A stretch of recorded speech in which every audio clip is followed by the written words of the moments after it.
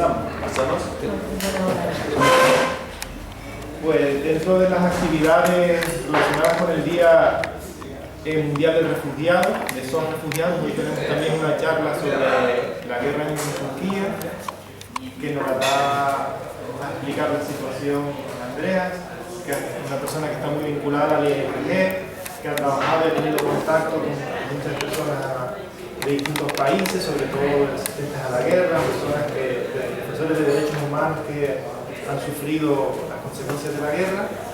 Él actualmente también pertenece al colectivo RANA, la Red Militarista y No Violenta de Andalucía, y ha estado, además de tener contacto, pues ha estado hace poco en Turquía y va a contarnos un poquito la realidad silenciada que allí se vive. Sí.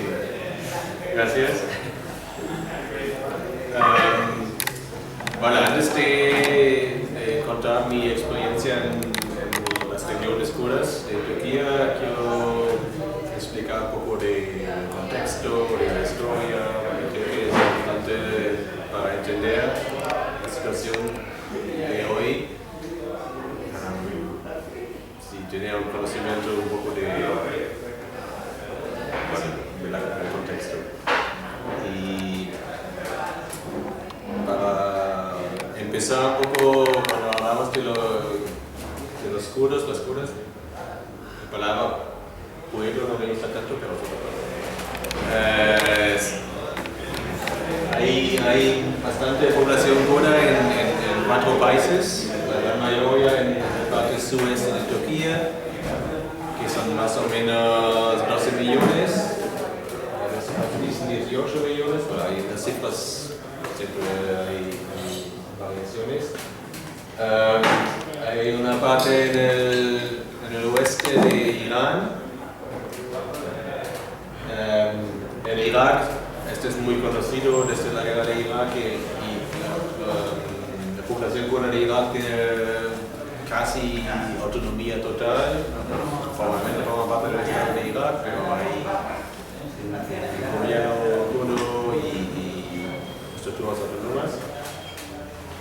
Y hay también en el norte de Siria, y este también hay más conocimiento recientemente sobre el contexto del norte de Siria, y estos grupos estas comunidades kurdas se han enfrentado mucho con el Estado Islámico y ahora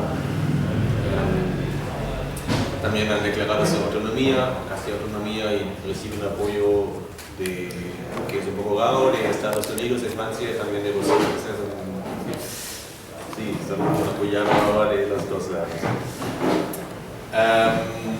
Pero yo voy a centrarme en el contexto, en lo que es la República de Turquía, y no hablar mucho de las otras regiones.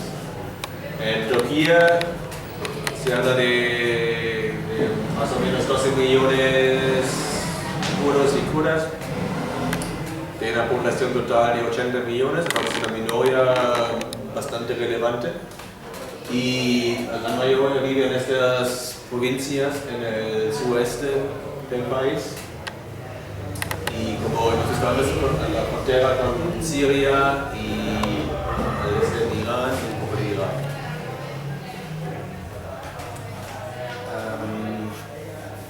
También es importante un poco entender, ¿vale?, qué es realmente este Estado turco, la República de Turquía, que se formaba en 1923, después de la inclusión, se puede decir, del Imperio Otomano, y con una ideología muy nacionalista, muy militarista. La persona fundadora de Turquía era Mustafa Kemal Atatürk, un militar, y al mismo tiempo laicista, entonces promoviendo este concepto del Estado moderno, de la separación de la Iglesia, de la religión, en este caso del Islam, del Estado, que hasta poco era una parte muy fundamental de la República de Turquía. También es importante, y esta foto realmente es parte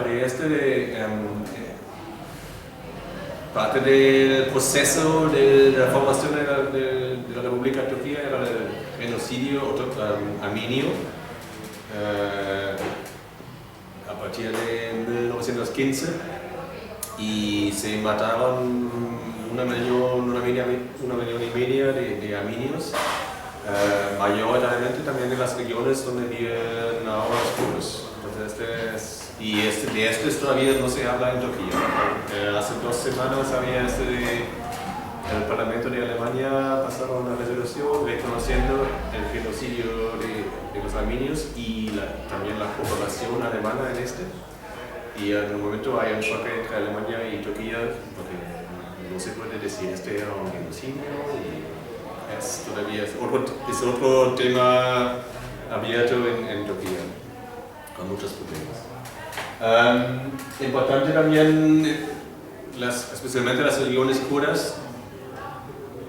Siempre había una resistencia a esta formación de la República de Turquía.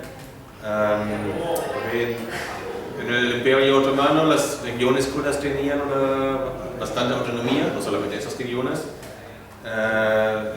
No era un estado del concepto moderno, pero mucho más autonomía de muchas regiones. Y entonces los kurdos pusieron a esta creación de un estado moderno con control desde el gobierno central de Ankara. Y claro, la falta de autonomía de las regiones kurdas. Siempre había acciones de resistencia, también lucha armada, no tanto, pero sí unos disturbios y entonces por eso también se declararon estas regiones kurdas en 1925 como regiones militares cerradas a extranjeros y un acceso limitado, para que no hay atención internacional pública a qué estaba pasando en estos lugares. También esto fue acompañado con una política de turquificación, porque en Turquía solamente había turcos. La palabra kurdo y Kurdistán era prohibido y los kurdos se llamaban los turcos de las montañas. Y otra parte era que, por ejemplo, en Turquía o en muchas sociedades antes no fue normal tener un apellido, pero con la modernización se introdujeron un apellido. Cada persona tiene que tener un apellido para identificar a la persona, pero los apellidos kurdos eran prohibidos. Entonces todos los kurdos tuvieron que elegir un apellido turco, cumplir con este requisito burocrático del Estado. Y después del último golpe de Estado en 1980 también prohibieron totalmente el uso del idioma kurdo en el público. En la casa no pueden prohibirlo, pero para muchos gente su idioma habitual, cotidiano, pero durante mucho tiempo fue totalmente prohibido. Eso es un poco el contexto para entender que a finales de los años 70 se formaron el PKK, el Partido de Trabajadores de Kurdistán, con Abdullah Öcalan como uno de los líderes, o el líder, con una ideología marxista-leninista, pero también con el objetivo de un Estado independiente de las regiones kurdas de Turquía. Y en 84 empezaron con una lucha armada con este objetivo. Lo típico de una lucha de la guerrilla. Y como respuesta del Estado de Turquía se declararon un estado de emergencias en todas estas provincias al sudeste de Turquía y lanzaron una ofensiva militar en 93. Muy masiva, con consecuencias bastante duras alternativas para la población kurda. En 99 se capturaron a Abdullah Öcalan con la ayuda del CIA.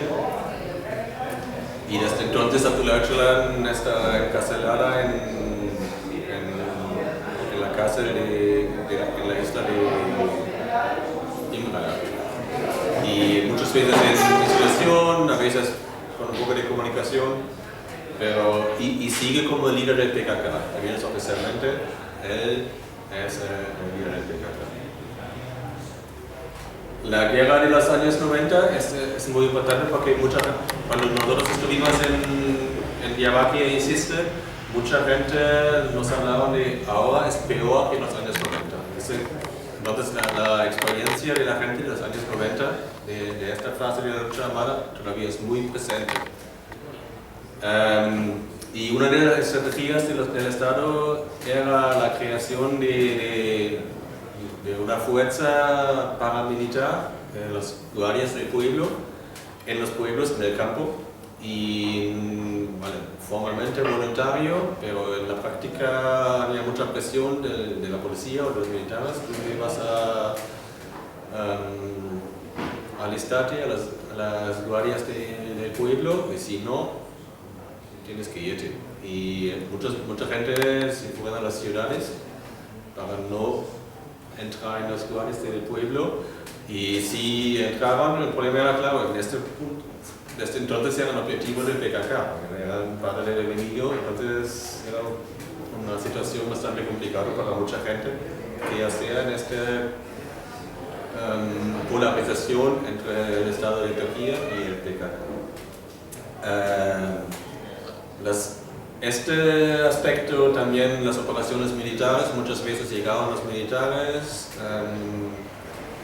y realmente dejaban poco tiempo a la gente para tomar sus cosas y salir del pueblo y destruyeron el pueblo. Hay muchos pueblos destruidos y se habla de una despoblación y destrucción de más o menos 3.000 pueblos en esta temporada, en los años 90. Y como consecuencia del desplazamiento de más que 3 millones de personas. Y en esta temporada muchos fueron a otras ciudades en las regiones kurdas. Entonces las ciudades crecieron muchísimo en esta temporada por la acogida de gente desplazada. Pero también a otras ciudades en Turquía, como Estambul, Izmir, otras ciudades grandes, o a Europa. En los años 90 llegaban muchos refugiados de las regiones kurdas a los países de Europa. Que sobre todo Alemania, Inglaterra y no sé qué países más, pero hay poblaciones importantes en estos países. Y todavía hay 17.000 personas desaparecidas, probablemente podemos decir muertes, porque si no se sabe después de 25 años, la gran mayoría probablemente no vive.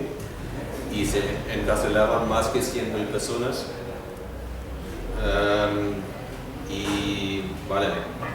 En los años 90 la guerra era causa de 20.000 víctimas civiles y lo mismo víctimas del PKK y 8.000 de los militares. Y esto es algo que es todavía muy presente en la mente, en la experiencia de la gente. Después de la captura de Öcalan y el PKK declaró el primer alto del fuego que duraba hasta 2004, pero no había ninguna negociaciones, ningún proceso de paz. Entonces después de unos años esto no sirve para nada porque no avanzamos en una otra vía y me tomaba la lucha armada en 2004. Y desde entonces había a veces un alto de fuego y a veces tomaron la lucha armada, no tan intenso como en los años 90. También había, creo que en 2009, unos intentos de negociaciones en Oslo pero tampoco llegaron a nada. Y solamente en 2012 empezaron con este proceso que en Turquía o en las regiones kurdas se realmente llaman proceso de la solución, que significa un proceso de la solución del conflicto, proceso de paz. Y era una comisión formada por el partido que ahora es el HDP, el partido de mayoritariamente de kurdos, pero también izquierda de Turquía, que tenía el permiso de visitar a Abdullah Öcalan en la cárcel y hablaban con él y después negociaron con una comisión del AKP, del partido del gobierno de Erdogan, y en febrero del año pasado llegaron a un acuerdo, el acuerdo de Dolmabahce, que se pensaba era un acuerdo para empezar negociaciones directas. No era un acuerdo para solucionar el conflicto todavía, pero más para iniciar negociaciones en serio. Y era un acuerdo de 10 puntos, que era mucho más que solamente el conflicto con Kurdistán o en Kurdistán, pero también trataba de los temas de derechos culturales y autonomía de esta región, pero también ecología, igualdad de mujeres y reorganización, más democracia. Hay muchos temas en esos 10 puntos. Pero que pasó el año pasado, en junio hubo elecciones y por primera vez desde 2001 el partido de Erdogan, el AKP, perdió su mayoría absoluta. Y por primera vez entraba en el Parlamento el partido kurdo como partido, no como los candidatos independientes, el HDP. Cambiaba bastante el equilibrio de fuerzas y por eso también los cálculos de Erdogan. Y Erdogan, el presidente, en el momento, en teoría, el presidente no tiene ningún poder en Turquía, en la práctica sabemos que Erdogan tiene todo en sus manos. En teoría es un papel ceremonial y el poder tiene el primer ministro.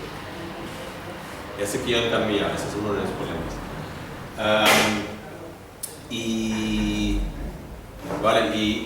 poco después de las elecciones, en julio, Erdogan renuncia al acuerdo de Dolmabahce. Decía que, yo nunca sabía nada de nunca sabía nada de las negociaciones, que es ridículo, porque él es tan en control del partido AKP que no me puedo imaginar que el AKP va a hablar con el HDP y a través del HDP con Öcalan sin el permiso y el conocimiento de Erdogan. Entonces es ridículo.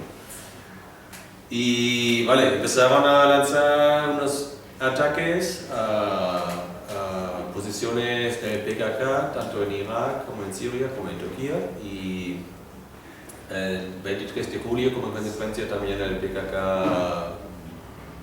declaró el alto del fuego como ya no tiene sentido, porque si nos atacan vamos a defender. Y desde entonces hay algo que para mí claramente es una guerra. Unas cifras, porque hablamos un poco del contexto. Es una guerra muy localizada. Yo voy a explicar o hablar un poco más qué significa normalmente empieza con un toque de queda, la declaración de un toque de queda en unos barrios, en una zona de la ciudad o en la ciudad entera. Y a veces esto es más que un toque de queda, porque no solamente la gente no puede salir de su casa, pero normalmente este es el inicio de una operación militar en al menos una parte de esa zona. Y desde junio del año pasado había 66 toques de queda en casi todas las provincias relevantes, en 22 distritos y más que 1,5 millones de personas afectadas. A veces toques de queda de 2 meses, 3 meses, con casi 24 horas cada día. Formalmente 24 horas cada día, pero claro, si es tan largo en las zonas que no son parte de la operación militar, permiten una hora para ir a un supermercado, pero también con un riesgo, porque hay francotiradores. Entonces se han matado bastante gente en este de yo voy a comprar el pan con un tiro de matar bastante personas. Y desde julio del año pasado, o agosto del año pasado, se sabe de al menos 400 víctimas civiles. No se sabe de cuántas personas de Dakar o de las Fuerzas Armadas y de la Policía de Turquía murieron, pero se sabe de al menos 400 civiles, más que 400.000 personas desplazadas. Y según informes de ONG de Turquía o de la región Goda, más que 100.000 ya no tienen casa que pueden volver. Hay una destrucción masiva de esas zonas. Muchas veces en esos toques de queda se transforman hospitales o parte de un hospital o centros de salud en cuarteles militares o de la policía. Nos contaban un contexto en un hospital, transformaban el último piso en casi un cuartel militar, que también pone en riesgo el resto porque no mantienen la higiene necesaria para un hospital. Entonces causa bastante problemas. Y hemos visto una destrucción masiva y también el impacto psicológico y hay muchas cosas para hablar. Esta era un poco la idea, vale, de este hablamos y de Turquía nos pidieron nuestros contactos, vale, hay que hacer algo, tenemos que hacer algo. Y estuvimos hablando desde más o menos enero de este año, ¿qué vamos a hacer? La idea inicial era organizar una delegación de alto nivel con gente como Ela Gandhi, que es la nieta de Mahatma Gandhi, o Meret Begaya, que tiene el Premio Nobel de la Paz, y otras personas, autoridades morales, que visitan la zona y hacen un informe que tiene una autoridad. Eso no fue posible, no por falta de contactos, pero esta gente tiene una agenda bastante llena, entonces es bastante complicado formar una delegación con poco tiempo de estas personas. Hablamos sobre otras cosas y finalmente decidimos, vale, tenemos que ir y vamos nosotros, porque es importante que nos encontramos con colectivos de la zona y lo decidimos en marzo y en este momento decimos, vale, ya no hace falta tantos informes porque hay muchos informes de ONG de Turquía y también ahora hay de Amnistía Internacional, de Human Rights Watch, hay informes, la información existe, si una persona quiere la información existe. Pero para nosotros fue más importante, claro, tener una impresión real, un contexto y hablar con colectivos que podemos hacer para apoyar a esos colectivos, para buscar una solución, quizás no, pero al menos una vía no violenta, antimilitarista en este contexto, apoyar lo que hay o lo que se puede desarrollar. Entonces fuimos con 7 personas, y hay gente de Alemania, de Suecia, de Austria, de Turquía también. Y con experiencias diversas, trabajo sobre conciencia, trabajo una persona que era acompañadora no violenta en contextos como Guatemala y Colombia, en contextos de guerra, una persona que tiene experiencia de intervención no violenta en conflictos o en conflictos armados como en los Balcanes o en las Filipinas. Vale, con una diversidad de experiencias para ver de nuestras experiencias que podemos hacer en este contexto. Y nos encontramos con muchos colectivos, algunos más del mainstream de la sociedad kurda, como del Congreso de Sociedad Democrática, es casi una estructura alternativa a la oficial del Estado. Es muy de los partidos de la región kurda. El ayuntamiento de Diyarbakir, también controlado por los católicos turcos, kurdos, y hasta como Keskesir, el colectivo anarquista queer, o muchas asociaciones de derechos humanos de varias perspectivas, colegio de médicos, colegio de abogados, un colectivo feminista, una diversidad para ver también una diversidad de experiencias. Ahora voy a continuar bueno, visitamos a 2 ciudades y 2 barrios de toques de queda, después del toque de queda, 2 barrios donde había operaciones militares bastante masivas. En la primera ciudad fuimos a Cizre. Cizre es una ciudad a la frontera con Siria, al lado del río Tigre, y tiene una población de 100.000 personas y sufrió toques de queda. El primero era realmente en el año pasado y coincidió también yo estuve en Turquía en este momento, en Estambul, y era de 8 días, pero también un toque de queda de 24 horas durante 8 días. Entonces, es un toque de queda total.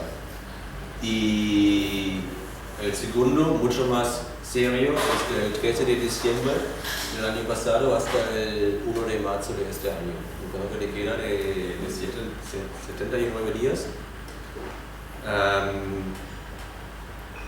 Y cuando nosotros estuvimos a finales de abril, todavía había un toque de queda durante la noche. Y fue muy raro porque cuando entramos, primero el viaje desde Diyarbakir a Cizre,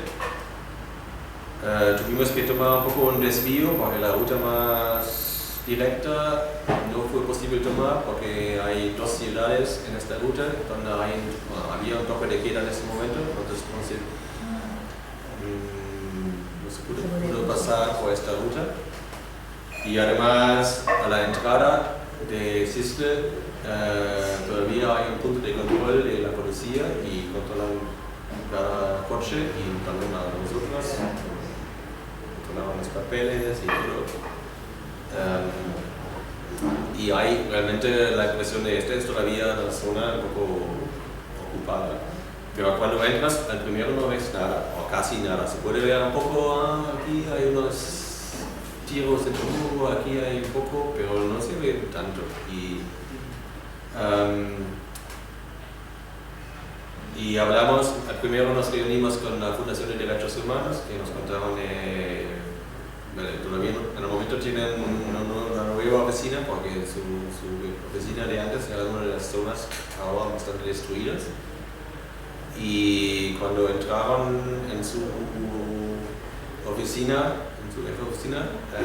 los militares han dejado una arma, como con un mensaje que, sabemos que esta fundación está apoyando al PKK, que no es la verdad, pero esta es un poco la perspectiva que tiene el gobierno, la policía. Y nos contaban mucho de la dificultad de encontrar la información, intentaban intervenir en el contexto a veces para negociar que las personas pueden salir. Muchas personas sí salieron antes del toque de queda, cuando lo declararon, en 2 días empieza el toque de queda y entonces muchas personas sí salieron de la ciudad y se quedaban con familia, con amigos. Y de hecho cuando nosotros estuvimos había muchísima gente en Cizre y nos contaban que este fue el caso porque la ciudad de Sirnak, que es 50 kilómetros de Cizre, sufrió un toque de queda, entonces casi toda la población de Siena estaba en Sisle, acogida por la gente de Sisle, que han sufrido lo mismo poco antes. Y después de nuestra reunión con la Fundación de Derechos Humanos y el Ayuntamiento, y con muchos ONG, hicimos un paseo acompañado por una persona del Ayuntamiento por uno de los barrios, el barrio de Juli. Y cuando entras, pues por ejemplo, este es una... Bueno, aquí se puede ver trabajos, que son trabajos realmente de limpieza, porque en esta zona ocurrieron bastante crímenes de guerra, esta es mi opinión. Se puede ver aquí una mujer buscando lo que se queda, pero realmente aquí había edificios y mucha gente se duerme en los sótanos de estos edificios durante muchos días y no pudieron salir, y durante la operación militar finalmente se dice que hasta 100 personas fueron quemados realmente en estos sótanos por los militares. Y nos contaron la historia de un grupo de estudiantes, de 40 estudiantes que llegaron un poco antes del toque de queda, y la policía y los militares les dejaron entrar. Los estudiantes para un poco proveer ayuda humanitaria a la población, y empezó el toque de queda y no les dejaron salir. Y de estos 40 estudiantes solamente ha sobrevivido una persona. El resto se quemaron en esos sótanos. Y eran estudiantes y no eran guerrilla. Que si eran guerrilla, ¿por qué las han dejado entrar en esa zona? Entonces, y hay muchas víctimas como ellos. Yo he leído hace pocos días, salió un informe o un texto en la BBC o en el Guardian de la gente enviando mensajes de texto por sus móviles cuando tienen un poco de cobertura. Pues la gente en un momento sabía que iban a morir en estos sótanos, entonces intentando que llegara ayuda, pero no fue posible, nada.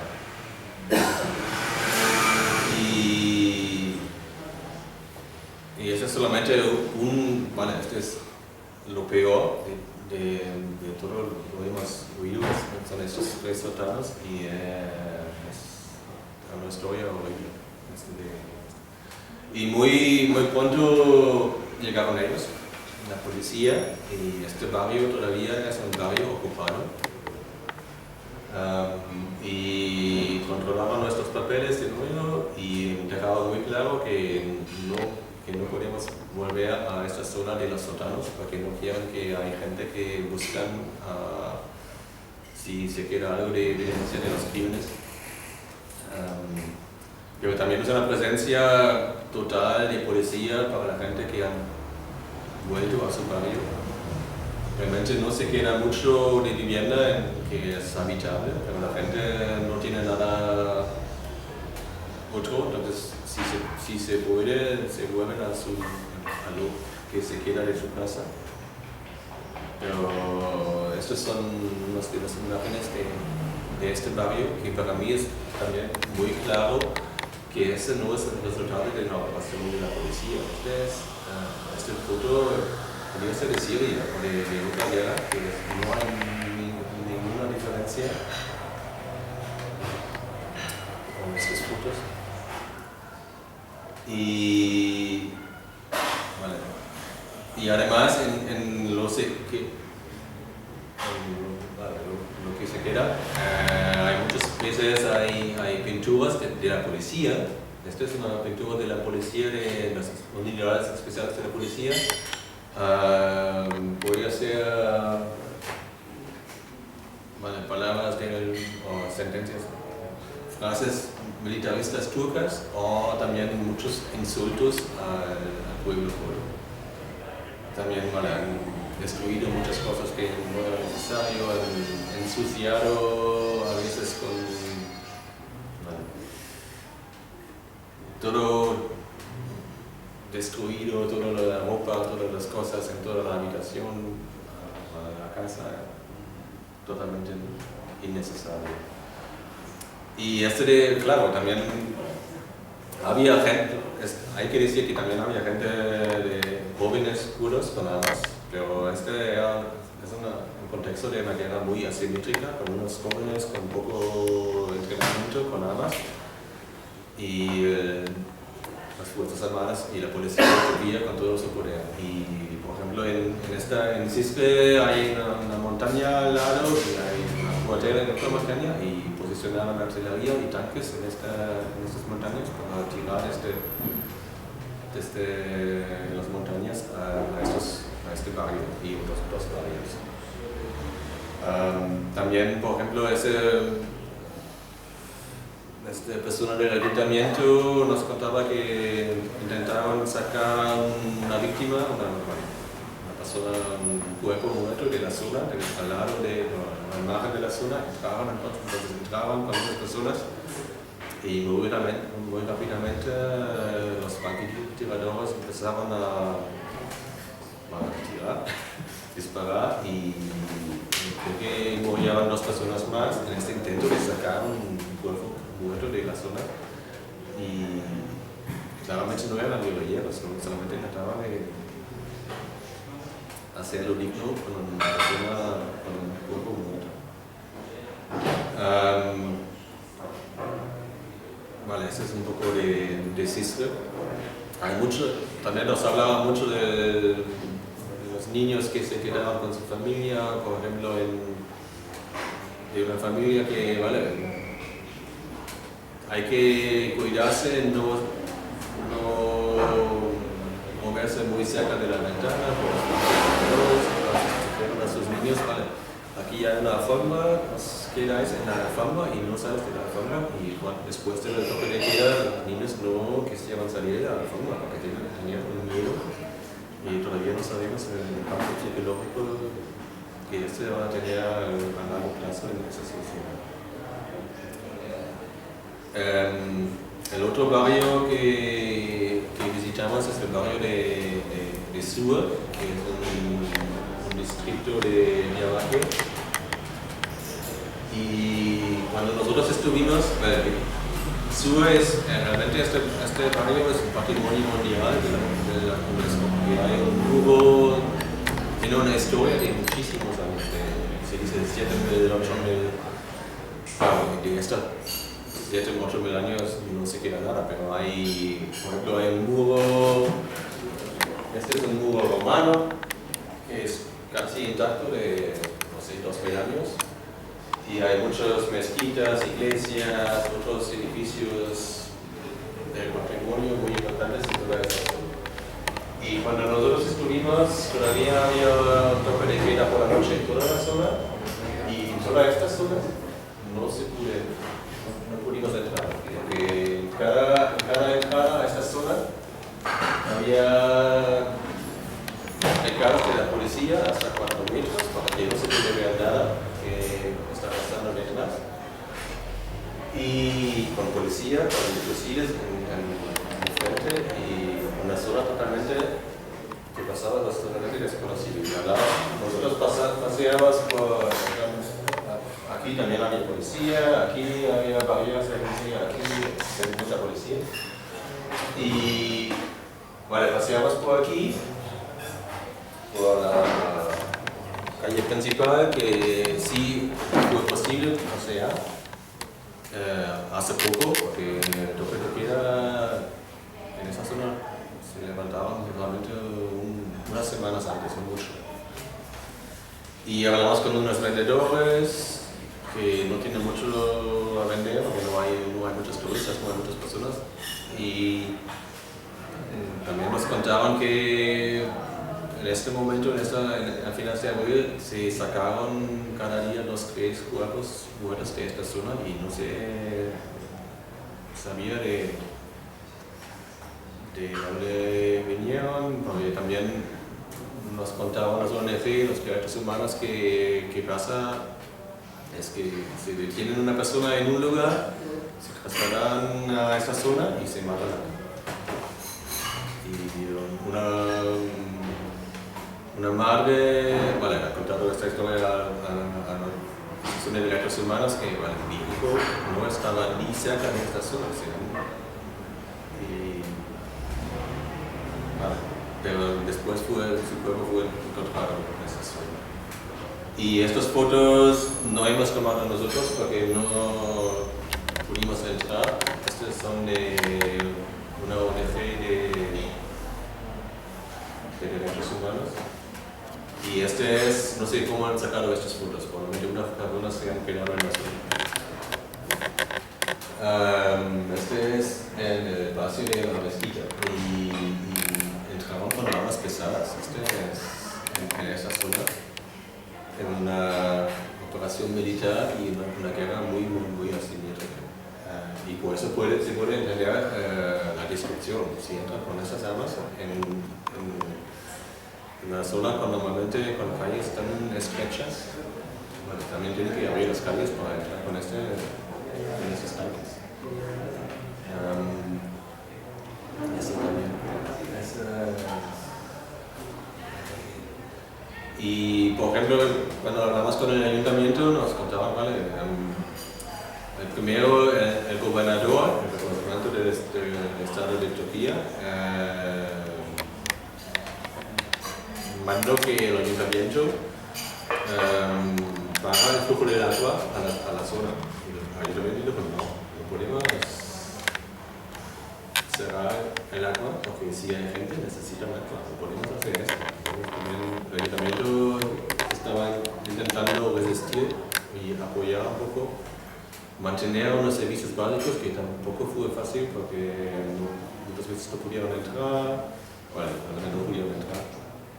Y también intentaban un poco hablar con el gobierno en Ankara, también con el argumento de este es patrimonio mundial y no se puede matar a la gente, pero tampoco se puede destruir esta zona porque es patrimonio mundial. Y la respuesta de Ankara era, no os preocupéis porque lo que vamos a destruir lo vamos a reconstruir. Entonces este es un poco de no importa.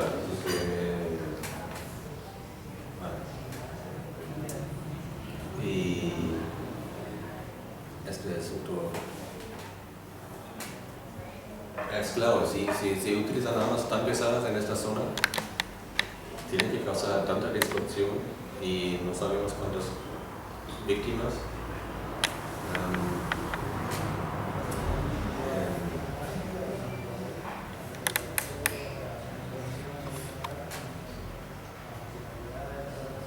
Yo no voy a continuar con fotos de destrucción porque es muy para mí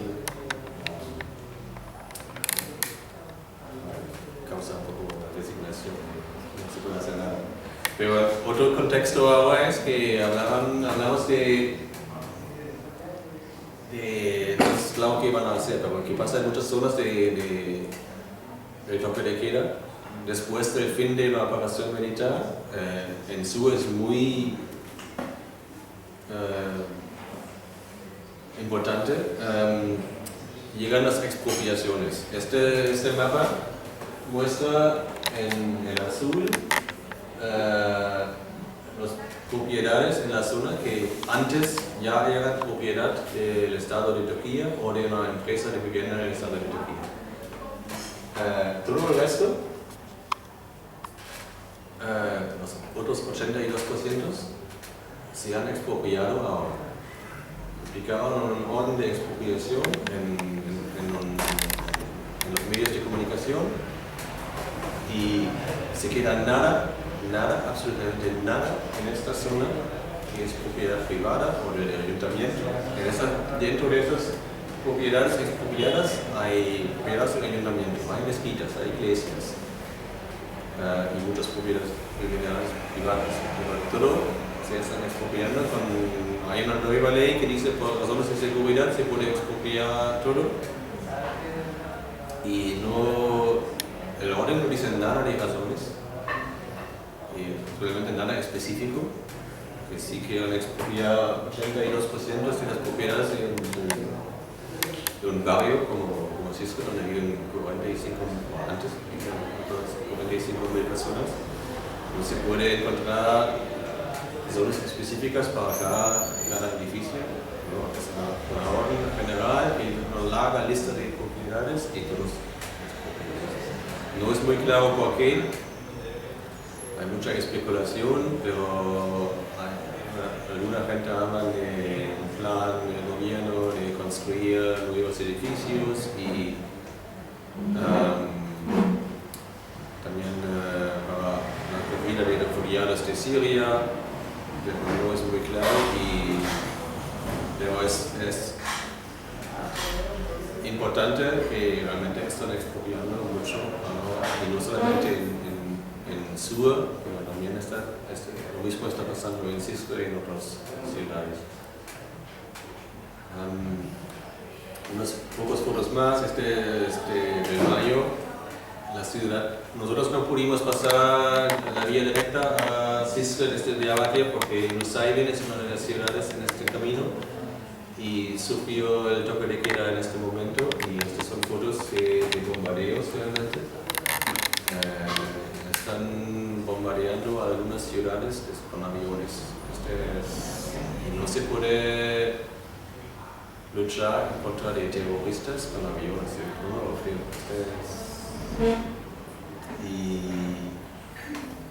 Y son fotos de Sienak, la otra ciudad, y la gente de Sienak estaban en Cisco cuando nosotros estuvimos en Cisco, que son claramente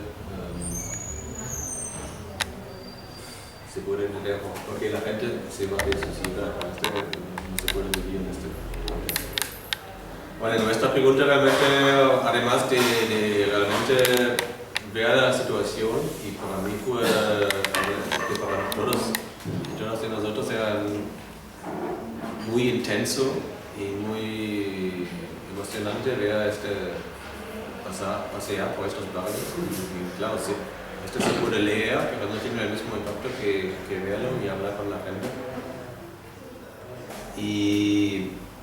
Pero lo más importante para nosotros realmente es qué podemos hacer, y es difícil. Y una cosa de la que nos hablaba la gente siempre es difusión de información, porque como también dice el título, es una guerra de la que no se habla. En los medios de comunicación no aparece casi nada de esta guerra. Los políticos de nuestros países no hablan nada de esta guerra, no hacen ninguna crítica pública al gobierno de Turquía, sabemos por qué.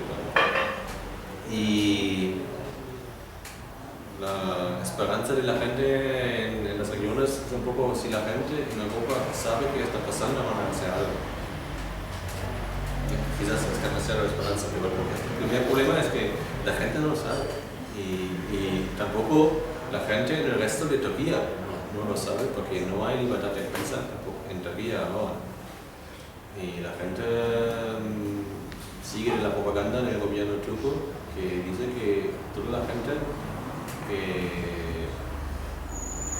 matada son terroristas, solamente terroristas y nada más. No se habla de víctimas civiles. Y esta información todavía es importante, y para mí es una cita interesante porque viene del Alto Comisionado de Derechos Humanos de las Naciones Unidas.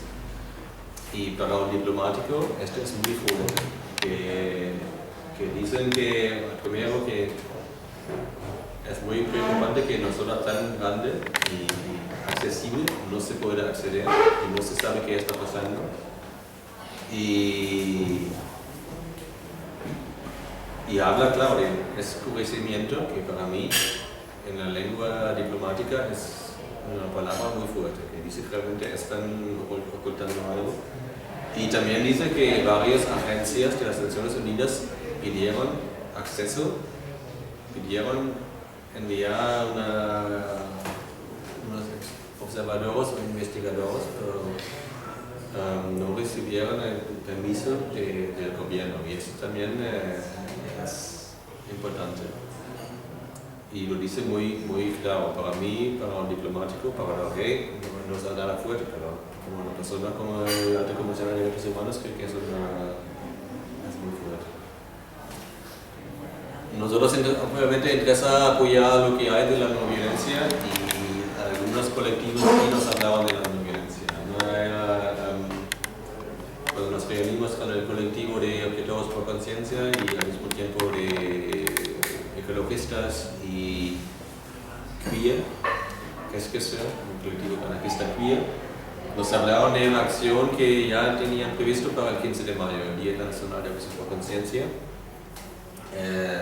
Al margen del Diyarbakir hay una zona que es ahora ocupada por los militares y quieren transformar esta zona en un parque urbano para la gente. Y nos hablaban de la idea de hacer una marcha a esta zona y plantar árboles, llevar árboles para plantar árboles en esta zona. Pero claro, también tenían claro que probablemente no sería posible entrar por la policía y los militares. Y además nos hablaban de la idea del plan de declaraciones públicas de objeción por conciencia durante la manifestación. Y esta es una foto de esto. Y cuando nos contaban esto, dijimos, vale, un momento, tenemos que hablar de la seguridad. Y porque, claro, en este contexto es un riesgo elevado hacer una acción como esta encontrarse con los militares.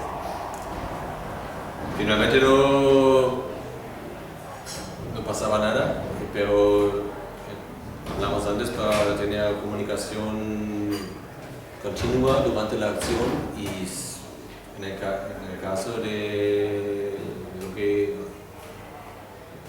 había una detención para que sea imposible intervenir rápidamente desde fuera. Pero no fue necesario en este caso, pero es importante también un poco mantener estos contactos y seguimos en contacto con ellos para también en el futuro si hay represión. Otra cosa de la que nos hablaban mucha gente es la venta de armas, porque Turquía tiene una industria autóctona de armas, pero también recibe muchas armas de otros países. O también parte de la producción en Turquía de una licencia de una empresa de un país de Europa. Desde España es de un lado se vende el Airbus A400M que se produce en Sevilla, pero también Turquía ha recibido bombas, misiles, municiones de España. No sé de qué empresas, probablemente se puede investigar, pero es importante que hagamos esta venta de armas a un país que está matando a su gente. Y por último, estamos también haciendo una petición en el internet a la Unión Europea para presionar a la Unión Europea que la Unión Europea presiona a Turquía para que acaban con esta violencia, estas violaciones de derechos humanos y el derecho a la vida en las regiones kurdas. No tenemos mucha esperanza, porque sabemos también que ahora la Unión Europea necesita a Turquía más que Turquía necesita a la Unión Europea, entonces tenemos nuestras dudas, pero al menos hay que poner algo de presión y de hecho en estas semanas tenemos dos personas de las regiones kurdas, una de la región kurda, una abogada y activista de derechos humanos de Izmir, que están haciendo una guía de lobbying, de presión a las Naciones Unidas, la Unión Europea, el Consejo de Europa y otros parlamentarios para hacer lo mismo, para poner un poco de presión. Vale, esto es un poco, probablemente hay mucho más, pero para empezar y podemos hacer un poco de debate, preguntas, lo que hay. ¿Qué pasa? algo de nuestra experiencia, de nuestra perspectiva, lo que hemos visto, lo que hemos oído. Sobre todo, realmente, mi impresión era mucha resignación. Mucha gente nos hablaba solamente de Europa tiene que hacer algo, pero no saben qué hacer. Y al mismo tiempo también hay que decir, yo hablaba de las 400.000 desplazadas y no hay campos, porque hay una acogida impresionante de personas que tienen que salir de su barrio por familia, por otras personas, y por eso no hay campos. Y también es una campaña consciente. Cuando empezó esta guerra, unas ONG lanzaron esta campaña, abrimos nuestras puertas para que la gente que tiene que irse de su barrio no tiene que salir de la región, como pasaba en los años 90, pero se pueden quedar en la región para que no hay otra despoblación de la región. Para mí también, claro, hay mucha resignación, pero al mismo tiempo están haciendo un trabajo de acogida impresionante. Y también pueden hacer mucho más. Están haciendo muchísimas cosas para sobrevivir en esta crisis humanitaria. Y con perspectivas políticas en un momento. Como realmente yo tengo la impresión que están intentando sobrevivir, pero no tienen ninguna idea, y nosotros tampoco mucho, cómo intervenir para que se acabe esta guerra lo más antes posible. Es más malo. Lo vamos a sobrevivir, vamos a esperar cuando termine hasta cuando termine esto, pero no saben cómo intervenir. Te quería preguntar, Andrea, ¿cuál es el papel de la OTAN en el apoyo a esta situación de guerra en Turquía? Creo que es muy complejo. Turquía es parte de la OTAN, claro. Pero vale, también tiene que pensar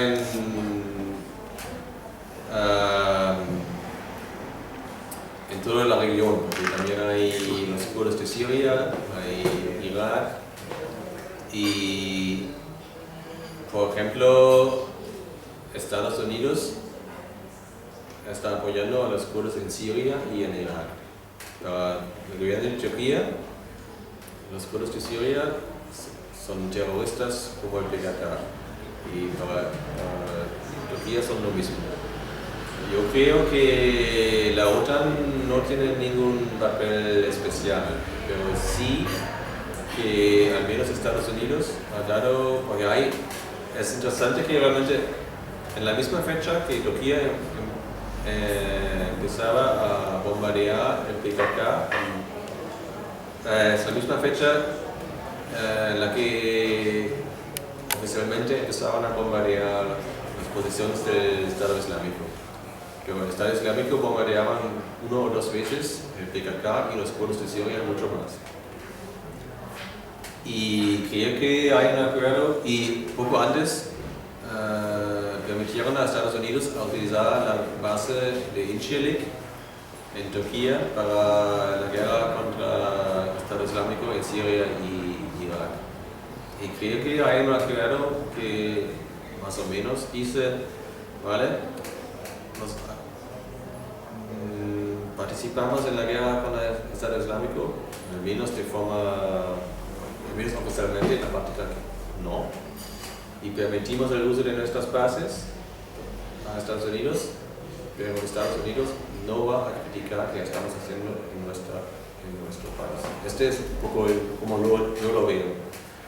Pero no se puede decir que la OTAN está parte de la guerra, pero la OTAN ha tomado la decisión, o Estados Unidos, de ignorar la guerra, para no entrar en otro conflicto con Turquía.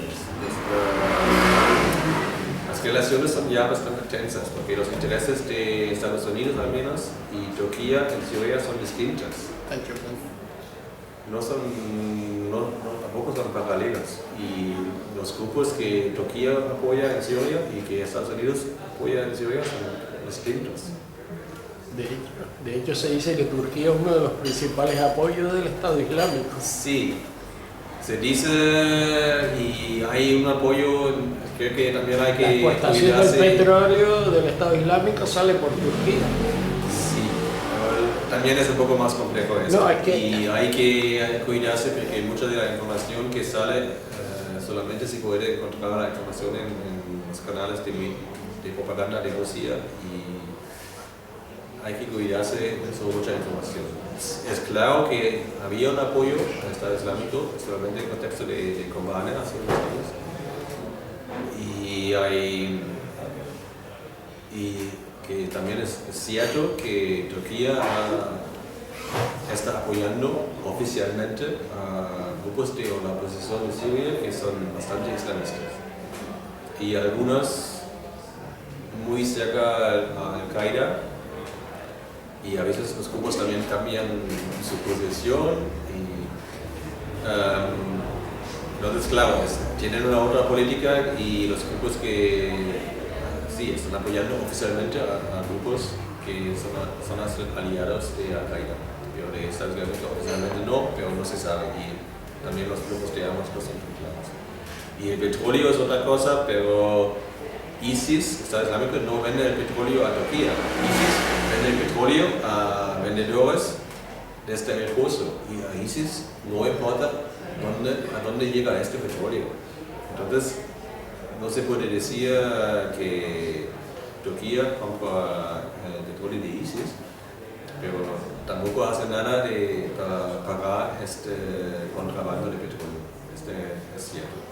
Pero es un poco más complejo la situación. Yo creo que el tema kurdo turco ha cambiado, ha tenido dos épocas, de acuerdo a la geopolítica global. Una primera época, hasta la crisis del Golfo, y después una segunda época, después de la crisis del Golfo. Y todo está relacionado con el área global, con las evoluciones y con los cambios que se han producido en el área global. La ofensiva turca es fundamentalmente contra el PPK. Ahora mismo es fundamentalmente porque Estados Unidos está apoyando la constitución de un Estado kurdo en Siria fundamentalmente. Y lo que teme es que se le forme el Estado kurdo. Claro, claro. El origen del problema sigue siendo el mismo. La división que se hizo en la primera década del siglo XX de la zona por las potencias inglesas y francesas fundamentalmente, que deja a los kurdos sin territorio estatal y los divide en 3 estados. Ese es el origen, digamos, del problema. El problema es cómo se resuelve, cómo se complica ahora en el marco geopolítico actual de fragmentación de la zona, de balcanización de la zona, de intervención de todas las potencias en la zona, el propio papel de Turquía de renacer de potencia, el cambio de Erdogan al espíritu de Kemal Atatürk, del Estado laico, que fue el que primeramente apoyó a Estados Unidos y el que entra en la OTAN, que es el régimen militarista turco, y ahora como también por la posición europea que expulsa, le abre el camino a entrar en la Unión Europea, pero nunca la deja entrar, y Turquía se plantea el dilema que se planteó a Atatürk en su época: ¿Turquía es Europa o es Oriente? En aquella época optó por ser Europa, pero ahora está optando por ser Oriente y por participar en todo el conflicto oriental. Es el principal aliado de Israel en la zona. Es muy complejo. Es una zona. Es una de las raíces, pero también hay que analizarlo en el contexto de Turquía, del gobierno del AKP y de Erdogan, y sus planes para mantener su poder, su hegemonía en Turquía. Y una de estas, creo que una de estas cosas muy importantes es el cambio de la constitución de Turquía que quieren, que para cambiar el sistema parlamentario en un sistema presidencial, porque saben que con el sistema presidencial favorece el sistema de los partidos y favorece que Turquía, el AKP y Erdogan pueden mantener su poder. Y Y también en este contexto hablaste de kemalismo, de laicismo, este gobierno de Erdogan tiene una ideología, al inicio, el Islam moderada, ahora no se sabe si es moderada. Cercano a los hermanos musulmanes. Y cuando llegaron al poder en 2001, había bastante confrontación entre el gobierno de Erdogan y los militares, que tenían bastante poder. Entonces, en este contexto realmente empezaron a democratizar algunas de las leyes de Turquía y buscaban el apoyo de los liberales, de la sociedad civil, de la gente más liberal, en contra de los militares. Entonces, esta cara liberal, democrática del partido. Esta lucha ganaron hace pocos años, creo que en 2008, 2009, finalmente ganaron esta lucha contra los militares y ahora el AKP y Erdogan están en control totalmente de los militares, de los servicios secretos, de la fiscalía, de todos estos cuerpos de la represión del Estado tienen el control, antes no. Y entonces ya no necesitaban el apoyo de los liberales y desde entonces empezaron una política de islamización, prohibición del alcohol en unos lugares públicos y también introducía el hilo y muchas cosas una política de islamización que para buscar el apoyo de la población más conservadora islamista. Pero también interesante, empezaron con una política de permitir el uso del kurdo. Abrieron unos canales de la tele, de la radio en lengua kurda. Introducieron la enseñanza del idioma en las escuelas, no la enseñanza en el kurdo, pero unas clases del kurdo en la escuela. Y el kurdo para tener el apoyo de la parte más conservadora de la población de los mayores kurdos. Y realmente el AKP tenía un apoyo, más o menos el mismo apoyo que los partidos kurdos más de la izquierda. Llegaron a 40-50% en muchos de los regiones kurdos. Para llegar a esta mayoría absoluta, o más, 2/3, la mayoría calificada para cambiar la constitución. Totalmente fracasaba con la guerra en Siria, especialmente con lo de Kobane. Cuando el Estado Islámico estaba atacando a Kobane, una ciudad en la frontera con Turquía, y Turquía no permitió el apoyo, el paso de peshmergas del Kurdistán de Irak a Kobane y tampoco apoyaba a Kobane, pero dijo, había declaraciones que no nos importa, Kobane y los estados islámicos es lo mismo, no nos importa. Y hay mucha gente que dicen que realmente en ese contexto apoyaban al Estado Islámico y hay unas pruebas que se puede decir había al menos una cooperación o un apoyo tácito. Sí. Y al mismo tiempo, con y las relaciones entre los kurdos de Siria y de Turquía son muy estrechas. Hay relaciones familiares y muchos kurdos realmente de Turquía fueron a Kobane para apoyar a Kobane y ahora volvieron. Pero con también el apoyo conservador kurdo al AKP ya no existe. Ahora el HDP recibe hasta 80% de votos en las regiones kurdas, porque ya no importa tampoco a la población conservadora que el HDP es un partido de izquierda, porque ya no pueden apoyar a Erdogan. Con esta experiencia del gobierno de Turquía dejaba a matar al Estado Islámico a los kurdos, no van a apoyar a Entonces, este plan y con estas, en las elecciones del año pasado, fue muy obvio que el AKP perdió la mayoría absoluta. Y creo que desde entonces saben que, vale, esto no se puede recuperar el apoyo en las regiones oscuras porque ya no hay ninguna confianza. Entonces ahora necesitan el apoyo de los fascistas, que es la segunda fuerza importante en Turquía.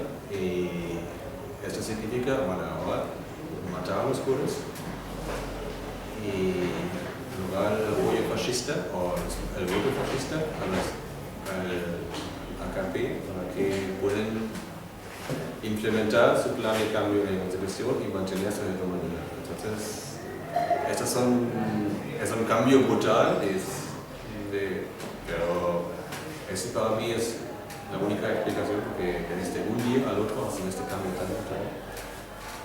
Y saben exactamente que ya no pueden encontrar ningún apoyo de los kurdos.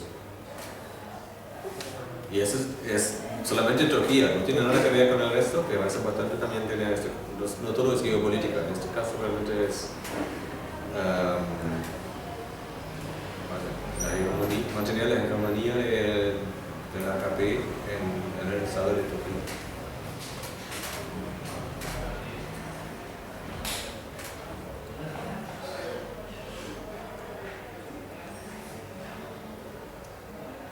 Claro, por eso también veo muy poca probabilidad que van a volver a hablar con el PKK. Cada vez menos. Antes, cuando yo estuve en septiembre del año pasado, y hablamos del toque de queda en Sicily, pero pensábamos que esto va a pasar quizás hasta noviembre, hasta las unas elecciones, pero tienen que volver a hablar. Pero ahora yo pienso yo no tengo ninguna idea cuando checo más, pero yo no veo que es muy probable un cambio de actitud de Erdogan en este contexto. Ahora él necesita a los fascistas y esto significa que no tiene ningún margen de hablar con los kurdos. Y no creo que sea posible recuperar el apoyo kurdo porque ya no hay confianza. Vale, no hay poca confianza. También la gente de Kurdistán, en la agricultura, no tiene ninguna confianza en el estado de agricultura. Siempre cuando pasan cosas tienen lecturas, teorías de conspiración porque no hay ninguna confianza. Y esto también para mí muestra que este proceso de paz de 2013 hasta 2015 no era muy real, porque siempre faltaba lo más importante es implementar algunas medidas de crear confianza. Si no haces esto, no puedes llevar a cabo el proceso de paz. Y hay tanta desconfianza entre los kurdos y el Estado de Turquía que no puede ser, no es posible más desconfianza. Yo iba a preguntar cómo es la relación entre el pueblo kurdo que está en Siria y el pueblo kurdo de Turquía. El pueblo kurdo que vive en Siria y el que está en Turquía, en un lado tiene un apoyo de Estados Unidos, por ejemplo, en Siria, en Turquía no, están dejados de su mano. Hay apoyo dentro del pueblo kurdo de la parte apoyada externamente para un poco proteger o intentar defender los abusos que se están cometiendo en Turquía, o están separados también. ¿La frontera es una zona que es infranqueable para ellos? No, la frontera vale, durante lo de Kobane, el ataque de la ofensiva del Estado Islámico a Kobane, muchos kurdos de Turquía pasaban desde Turquía a Kobane, aunque había controles de militares de Turquía, pero intentaron y bueno, muchos no pudieron, pero no intentaron. Las relaciones son muy estrechas. Pero creo que al menos las organizaciones en Siria probablemente no van a entrar a Turquía porque saben que ya es bastante difícil la relación y Probablemente también me puedo imaginar que Estados Unidos deja muy claro que no pueden entrar en Turquía, pero apoyo existe, político ciertamente. Turquía dice que armas que los Estados Unidos pasan a los kurdos de Siria, pasan al PKK, yo no sé, yo no creo, porque creo que, vale, unos casos puede ser, pero creo que me imagino que Estados Unidos y Francia y los otros países que están apoyando a los kurdos de Siria dejan muy claro que estas cosas no pueden pasar. Porque saben que si esas cosas pasan y Turquía tiene evidencia de esas cosas, esto va a ser todo mucho más difícil. Yo creo que, claro, hay apoyo de Estados Unidos y Francia y Rusia también, Rusia otra cosa, a los kurdos de Siria, pero me imagino que también hay bastante control que pueden hacer y que no. Pero claro, las relaciones hay relaciones familiares. No es lo mismo como los kurdos de Irak y de Turquía, que hay mucha menos relación, pero Siria y Turquía las relaciones son escasas. Pero todavía hay un brazo dentro del movimiento kurdo, todavía existe el brazo armado en Turquía. Sí. ¿Dijiste qué? El brazo armado del movimiento kurdo en Turquía todavía está actuando. Claro, el PKK está actuando y sigue alentando en otros lugares del país para cómo mantener la... Sí, y yo he leído unas entrevistas y declaraciones de los líderes, de Öcalan no, pero de los líderes en las montañas en Irak, del PKK, que también son tan militaristas realmente, hablan de vergüenza, de ahora nos han atacado, nos tenemos que... tampoco me da mucha esperanza. Y el PKK también, todavía hay poca crítica al PKK de la población kurda, pero sí de las tácticas. La gente dice, ¿por qué llevan la guerra a las ciudades? Porque es claro que esto va a causar mucho más víctimas y mucha más destrucción. Y sí la gente dice que no entiende por qué ahora, en los años 90, la guerra tuvo lugar en el campo, en las montañas, y ahora en las ciudades. Y hemos visto la destrucción. Es claro que la guerra en las ciudades, el impacto es mucho peor. Y esta crítica sí hay. Y unas organizaciones de derechos humanos también hablan bastante. También una mujer del colectivo feminista nos hablaba ella era de Siena. Y nos hablaba, empezaron a construir trincheras y hacer estas minas improvisadas, jóvenes de la ciudad, pero relacionadas con el PKK. Y la gente intentaba, no, nosotros vivimos aquí, no queremos esto. Y cuando la gente se fueron al inicio del toque de queda, estos jóvenes armados dijeron, nosotros estamos aquí, estamos haciendo para defender a vosotros y vosotros os vais. Pero la gente no quiere la guerra. La gente no saben que otra cosa que pueden hacer, pero al mismo tiempo saben que esto no funciona. Están sufriendo mucho más que por esto también. Tanta gente ha dicho este es peor que los años 90. Y dicen que están sufriendo muchísimo. Y realmente yo tampoco entiendo la estrategia militar de hacer esas trincheras en los barrios. Con la guerra, la guerrilla depende de moverse. Porque es una guerra asimétrica y solamente funciona cuando tú puedes atacar y huir. Pero si estás estacionado en el barrio en contra de un ejército 10, 20, 50 veces más poderoso, no tiene sentido. Y es un poco claro, esta era la estrategia o la táctica de Kobane, pero era en otro contexto. En Kobane construyeron trincheras, construyeron minas improvisadas, pero eran las milicias kurdas contra el Estado Islámico, con menos armas al inicio, pero muy pronto con el apoyo era de Estados Unidos. Y el Estado Islámico no tiene fuerzas aéreas.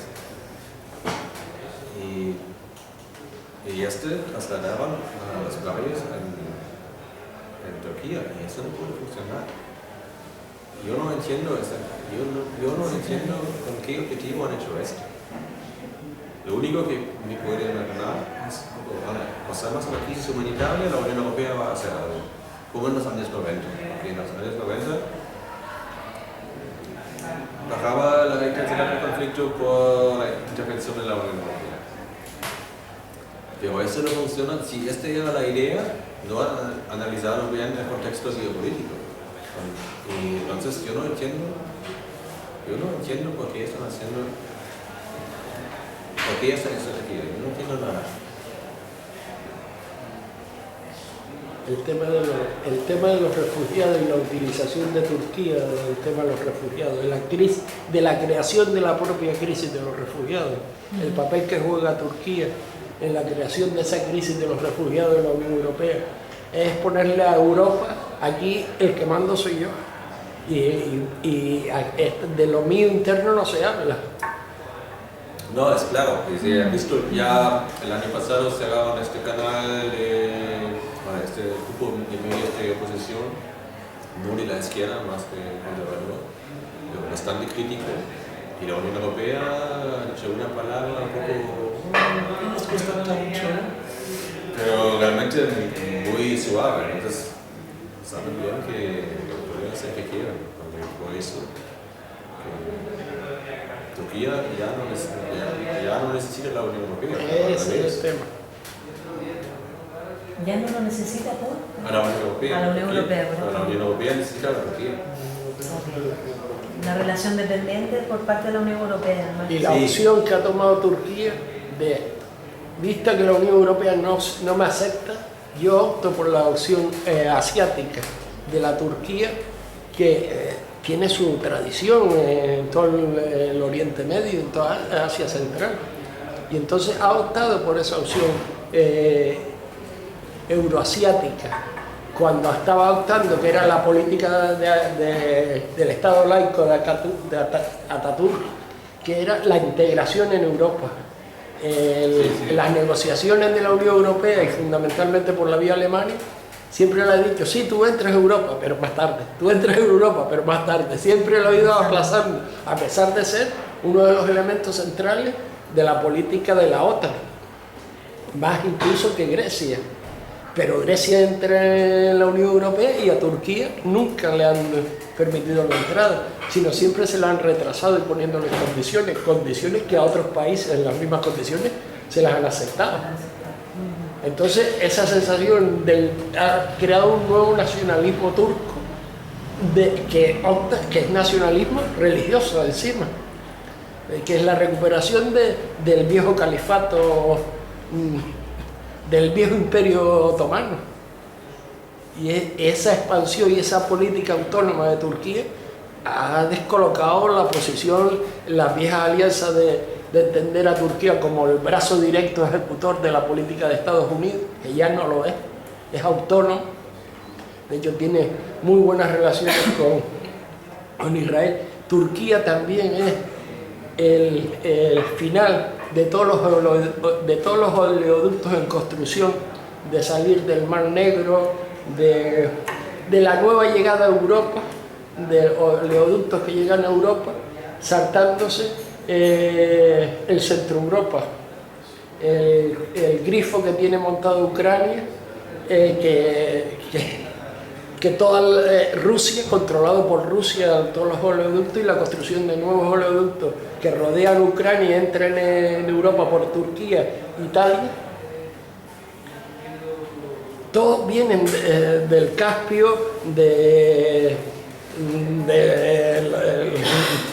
de Siria, de Irán, de toda esa zona, vienen todos los nuevos oleoductos en proceso de construcción, pasan por Turquía, desembocan en Turquía para entrar en Europa.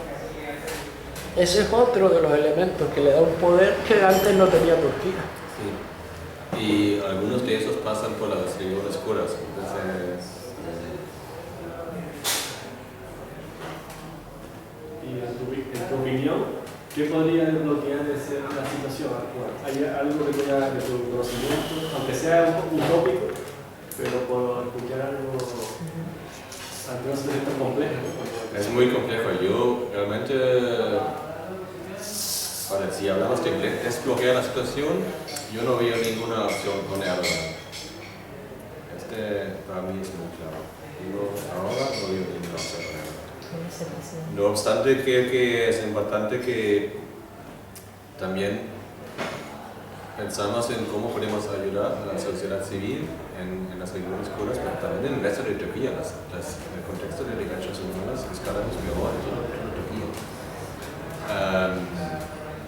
Para también pueden moverse más, ¿no? En este momento hay mucha resignación y mucho trabajo de acogida de desplazados, pero y también un poco de ayuda humanitaria, hacen muchas cosas. Organizaciones de derechos humanos hacen muchas cosas de negociar si esta persona puede salir o para intervenir en casos concretos, pero no hay realmente una estrategia de la sociedad civil que no es aplicable.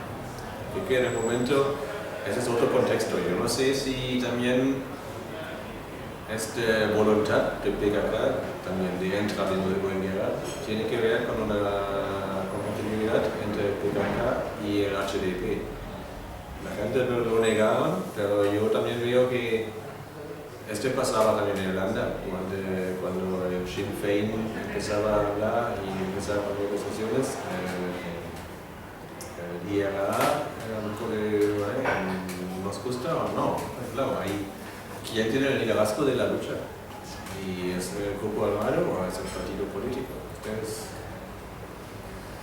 Al menos hay tensiones, creo que es muy duro. Pero es importante que también la sociedad civil y las regiones puras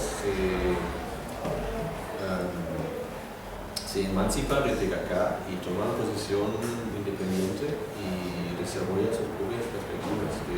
Están haciendo un poco, pero todavía es complicado. Pero tenemos que apoyar a los colectivos que hay que están desarrollando como realmente solamente dos colectivos nos hablaban de la no violencia, el colectivo feminista y el colectivo anarquista queer. El resto nunca utilizaron la palabra no violencia. Y para mí es importante que apoyemos el desarrollo de otras perspectivas, que es importante que a la sociedad civil fuerte, independiente, cuando empezaron de nuevo, en un momento tienen que hacerlo. No sabemos si es en 5 o en 10 años con un proceso de paz, porque el proceso de paz no solamente es entre el Estado de Turquía y el PKK, tiene que incluir toda la sociedad civil. Pero en el momento no tengo mucha esperanza. No sé si levantaste la mano. No. El gobierno turco, cualquier disidencia la etiqueta ahora mismo de terrorista. Por lo tanto, esa criminalización, ¿cómo está afectando a las organizaciones? A las organizaciones, vale, todo es mucho más complicado. Por ejemplo, en el año pasado, que en septiembre, octubre, casi 1000 académicos publicaron una declaración que no quieren participar en estos crímenes. Y muchos, algunos fueron detenidos. Ahora no creo que no hay ninguna persona detenida, pero tienen juicios. Algunos despedidos de su trabajo. Hay una cuestión de ese tipo. Y las organizaciones, siempre que si haces algo en el público hay mucha más presencia de la policía, mucha más represión. también muy violenta de la policía. Cuando nosotros estuvimos el año pasado también en Estambul, hicieron declaraciones públicas de objeción por conciencia como concentración y no pasaba nada, pero al lado, con nosotros 30 personas, 50 personas, al lado un canon de agua y una guagua de arroz de la policía. ¿Y para qué? Y ese es el contexto de nuestra represión. En los últimos años la población encarcelada se ha duplicado o más. Ha crecido muchísimo en Turquía. Y oficialmente se dice, vale, el trabajo de la policía ahora es más eficaz, pero yo creo que hay mucho más que hacer. Y mucha gente y hay muchos. Si criticas a Erdogan, el riesgo es que vas a tener un juicio por insultar al presidente o algo así. Hay miles de juicios por eso. Es cada vez peor y cada vez hay menos espacio para la sociedad civil en todo el día. Menos publicaciones críticas.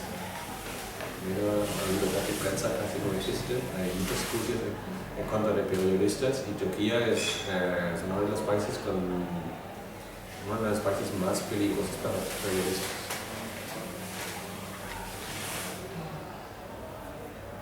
Pensé que el comercio de armas era de 123 millones en el 2014, de España hacia Turquía, ¿no? Ajá, sí. Es una cantidad bastante impresionante. Creo que es uno de los elementos a bloquear, ¿no? Desde nuestro trabajo por aquí, ¿no? Pero como tú ponías ahí, ¿no? Sí. En esa línea dos preguntas que vienen, ¿no? Porque para mí hablaba un poquito de la importancia de la opinión pública, ¿no? La gente aquí sepa de que hay un conflicto ahí o de lo que está pasando. Y imagino, yo esa pregunta la haría en todos lados, ¿no? ¿Qué intenciones o tienen alguna campaña preparada para aquí, para el Estado español, de difusión de esta información? Y otra es, en Turquía, ¿hay posibilidades de que, o cuál es el sentir de la población turca? Dado que la prensa está controlada allí, entonces me imagino que será un sentir pro lo que está haciendo el gobierno turco, pero ¿hay brechas ahí o grietas en esa estructura? Cuando subo aquí es difícil el momento, pero tampoco tenemos la fuerza de realmente montar una campaña, ¿no? Este es el problema que el movimiento antimilitarista o de derechos humanos no tiene mucha fuerza, desafortunadamente. Y también hay muchos más temas que son más, no sé, más importantes no, pero son más presentes, Más mediáticos también. más mediáticos, porque muchas veces hay que decir que hacen los movimientos sociales siguen la agenda política de los políticos, porque eso domina los medios de comunicación y todo eso. Entonces yo veo poca capacidad. En Turquía también es muy complicado, porque toda la sociedad es muy polarizada. Hay mucho apoyo todavía a Erdogan y mucha gente que cree en la propaganda que están haciendo, que es muy fuerte. Y leen los medios que están controlados por el Estado y ven la tele y no tienen ninguna otra información, entonces piensan que estamos en riesgo de terrorismo y están luchando contra el terrorismo en los escritores. Pero también hay tradiciones de izquierda, hay tradiciones liberales que están apoyando, sí, las organizaciones de derechos humanos son normalmente de toda Turquía y hacen un trabajo están apoyando a su gente en la región, están difundiendo mucha información, pero no hay muchos canales en Turquía para hacerlo. Y además por la polarización de la sociedad, la gente de la izquierda sabe que Turquía está en guerra en Kurdistán.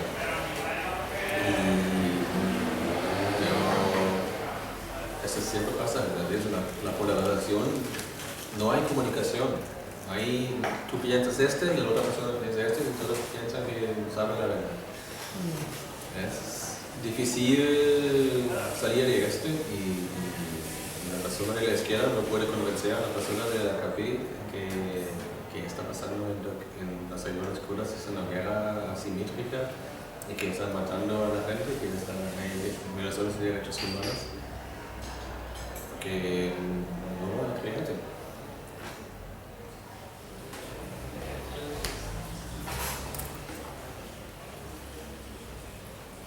¿Y a Naciones Unidas no les dejan entrar? A Naciones Unidas no les dejan entrar para ser observadores en esa zona en concreto. Sí. Vale, las Naciones Unidas no pueden entrar sin el permiso del gobierno, porque son diplomáticos, siempre solamente entran con la ciudad. ¿Y tú cómo verías a nivel internacional intentar incidir para que eso se dé? Este permiso era un paso muy importante. Un equipo de investigación de Naciones Unidas o del Consejo de Europa, Unión de Europa, es difícil, porque no van a hablar abiertamente. Hay el Consejo de Europa y también Turquía es miembro del Consejo de Europa. Hay la Organización de Seguridad y Cooperación en Europa, y también Turquía es miembro, y hay Naciones Unidas. Y estos tres no veo más. No es más posible que pueden entrar, pero si pueden entrar, más probable que hacen una crítica más fuerte. Más potente, más fuerte en la crítica de lo que está pasando. Yo creo que una delegación de la Unión Europea va a hacer algo tan suave para no poner en riesgo el acuerdo sobre los refugiados y todo esto, que no tiene mucho sentido. Pero algo de estos tres es otra cosa. Bueno, es un poco probable porque también hay Rusia en esta, entonces es difícil. Pero sí, Naciones Unidas probablemente se ganó.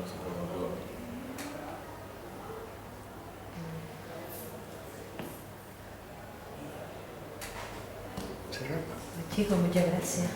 Gracias.